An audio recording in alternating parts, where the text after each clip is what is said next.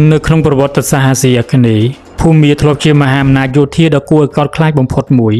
ហើយបើនិយាយពីអាណាចក្រចុងក្រោយបង្អស់របស់ប្រទេសនេះវាជាយុគសម័យដ៏រុងរឿងផ្ដាច់គេដែលត្រូវបានបង្កើតឡើងនៅឆ្នាំ1752ដោយព្រះចៅអាឡោភីយ៉ានៅក្នុងសម័យកាលដ៏កំពូលកងទ័ពអាណាចក្រនេះបានវាយលុកពង្រីកទឹកដីយ៉ាងធំធេងគ្មានគូប្រៀបថែមទាំងអាចវាយបកការពារទឹកដីពីការឈ្លានពានរបស់មហាអំណាចចិននៃរាជវង្សឆេងរហូតដល់ទៅ4ដងប៉ុន្តែគ្មានពន្លឺណាដែលមិនរលត់ហើយក៏គ្មានភាពរុងរឿងណាដែលស្ថិតស្ថេរជារៀងរហូតនោះដែរនៅពីក្រោយជញ្ជាំងវាំងដ៏ស្កឹមស្កៃស្រមោលនៃមហិច្ឆតានិងក្លិនឈាមបានចាប់ដើមលូនក្រាបចូលមកគ្របដណ្ដប់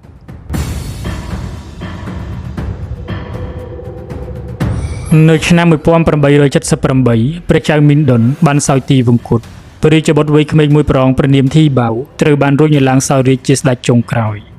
ប៉ុន្តែទ្រង់គ្រាន់តែជាស្ដេចទីងមងដែលគ្មានអំណាច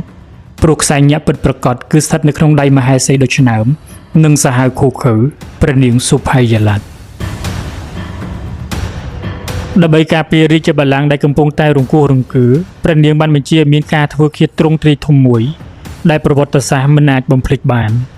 ក្នុងរយៈពេលតែប៉ុន្មានរាត្រីបងប្អូនបង្កើតញាតិសាលោហិតរាប់ចាប់តាំងពីព្រះម្ចាស់ព្រះមហេសីរហូតដល់ទារកតូចៗប្រមាណជិត100អង្គត្រូវបានយកទៅវាយសម្លាប់ដើម្បីកុំឲ្យឈាមខ្សាត់ប៉ះដីជនរងគ្រោះត្រូវបានគេញាត់ចូលក្នុងបាវវល្លិពណ៌ក្រហមរួចយកដំបងវាយបំបាក់ឆ្អឹងឬក៏ឲ្យដំរីជន់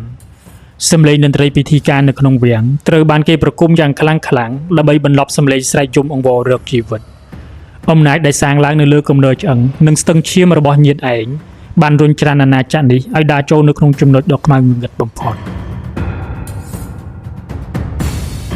ខណៈពេលដែលផ្ទៃក្នុងវាំងកំពុងតែលង់ក្នុងសមុទ្រឈាមនិងការបែកបាក់សត្រូវមកពីនីសមុទ្រគឺអាណានិគមអង់គ្លេសក៏បានរំកិលខ្លួនមកដល់សង្គ្រាមធំចំនួន2លើកដំបូងបានកាត់ផ្តាច់ដង្ហើមសេដ្ឋកិច្ចភូមាធ្វើឲ្យអាណាចក្រដ៏ខ្លាំងក្លាមួយនេះធ្លាក់ខ្លួនទន់ខ្សោយនិងឯកោពីពិភពខាងក្រៅរហូតដល់ខែវិច្ឆិកាឆ្នាំ1885ភ្លើងសង្គ្រាមលើកទី3ដែលជាសមរភូមិចុងក្រោយបង្អស់បានផ្ទុះឡើងការគ្រប់គ្រងដ៏ទន់ខ្សោយផ្ទៃក្នុងដែលខ្ទេចខ្ទាំដោយសារការសម្លាប់បងប្អូនឯងមិនអាចទប់ទល់នឹងអាវុធដ៏ទំនើបរបស់សត្រូវបានឡើយកងទ័ពអង់គ្លេសប្រើពេលត្រឹមតែ2សប្តាហ៍ប៉ុណ្ណោះក្នុងការវាយសម្រុកតាមទន្លេអេយ៉ារ៉ាវ៉ាឌីចូលដល់បេះដូងនៃរាជធានីម៉ុនដាឡេដោយគ្មានការតស៊ូមួយណាឡើយភាពរុងរឿងរាប់រយឆ្នាំត្រូវរលាយដូចជាអំបិលត្រូវទឹកនៅថ្ងៃទី29ខែវិច្ឆិកាឆ្នាំ1885ទំព័រប្រវត្តិសាស្ត្រដ៏ជូរចត់និងអាម៉ាស់បំផុតបានមកដល់ព្រះចៅធីបាវនិងព្រះនាងសុផាយាឡាត់ត្រូវបានបង្ខំឲ្យចុះចាញ់ម្ចាស់ផែនដីដែលធ្លាប់តែមានអំណាចលើសលប់មិនអាចសូម្បីតែជិះរាជរថត្រូវបានកងទ័ពអង់គ្លេសចាប់ញាត់ឡើងរទេះគោធម្មតាមួយដឹកឆ្ពោះទៅកាន់កប៉ាល់ដើម្បីនិរទេសទៅកាន់ប្រទេសឥណ្ឌាជារៀងរហូតទឹកភ្នែកប្រជាជនស្រក់ជោគដីពេលឃើញព្រះរាជាស្រុកខ្លួនត្រូវបានសត្រូវដឹកចេញទៅដូចជាអ្នកទោសអាណាចក្រចុងក្រោយដែលមានអាយុកាលជាង133ឆ្នាំត្រូវរលាយសាបសូន្យត្រឹមតែមួយប្រវិចភ្នែកវាជាទីបញ្ចប់ដ៏សែនសោកនាដកម្មទីបញ្ចប់ដែលផ្ដើមចេញពីឈាមនៃការក្បត់សាច់ញាតិឯង